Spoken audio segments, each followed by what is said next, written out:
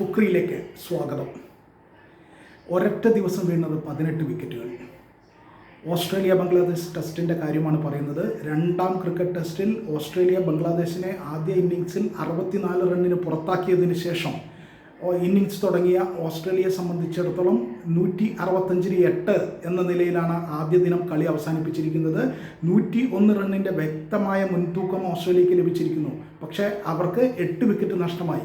ആദ്യ ദിവസത്തിൽ തന്നെ 18 വിക്കറ്റ് ഒരു ടെസ്റ്റ് മത്സരത്തിൽ വീഴുക എന്ന് പറഞ്ഞാൽ ഈ കളി ഏതാണ്ട് 2-2.5 ദിവസം കൊണ്ട് തീരും എന്ന് തന്നെയാണ് അർത്ഥമാക്കുന്നത്.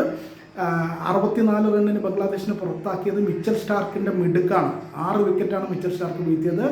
അവരുടെ ക്യാപ്റ്റൻ പാറ്റ് കമ്മിൻസ്, ഓസ്ട്രേലിയയുടെ ക്യാപ്റ്റൻ പാറ്റ് കമ്മിൻസ് 3 വിക്കറ്റ് വീഴ്ത്തി. എന്തായാലും അതിഗംഭീരമായി ബൗൾ ചെയ്ത് 64 റണ്ണിന് ബംഗ്ലാദേശിനെ ഇന്നിങ്സിൽ പുറത്താക്കിയ പകരം തുടർന്ന് ഓസ്ട്രേലിയ ബാറ്റ് ചെയ്തു. ഓസ്ട്രേലിയക്ക് വേണ്ടി പ്രധാനമായും കാമറൂൺ ഗ്രീൻ 51 റണ്ണെടുത്ത് പുറത്താകാതെ നിൽക്കുന്നുണ്ട്. സ്റ്റീവ് സ്മിത്ത് 42 റണ്ണെടുത്ത് പുറത്തായി. ട്രാവിസ് ഹെഡ് 22 റണ്ണും അടിച്ചു. ഇതാണ് പ്രധാനമായിട്ടുള്ള സ്കോറർമാർ ഓസ്ട്രേലിയയുടെ ഇന്നിങ്സിൽ. എന്തായാലും മിച്ചൽ സ്റ്റാർക്ക് ഓസ്ട്രേലിയക്ക് വേണ്ടി 6 വിക്കറ്റ് വീഴ്ത്തിയതുപോലെ തന്നെ ബംഗ്ലാദേശിന് വേണ്ടി ഷോറിഫുൾ ഇസ്ലാമും 6 വിക്കറ്റ് വീഴ്ത്തിയിട്ടുണ്ട്. ഒപ്പം മെഹദി ഹസൻ മിറാസ്, ടസ്കിൻ അഹമ്മദ് എന്നിവർ ഓരോ വിക്കറ്റ് വീതവും വീഴ്ത്തി.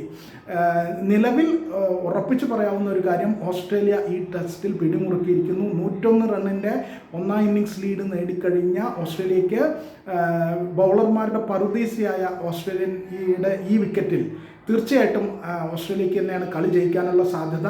എന്തായാലും 2.5-3 ദിവസം കൊണ്ട് ഈ കളി എങ്ങനെ പോയാലും തീരാനാണ് സാധ്യത. ആദ്യ ടെസ്റ്റിൽ ബംഗ്ലാദേശ് ചരിത്ര വിജയം നേടിയിരുന്നു. അതുകൊണ്ട് തന്നെ ഓസ്ട്രേലിയക്ക് ഈ മത്സരം വിജയിച്ചേ മതിയാവും.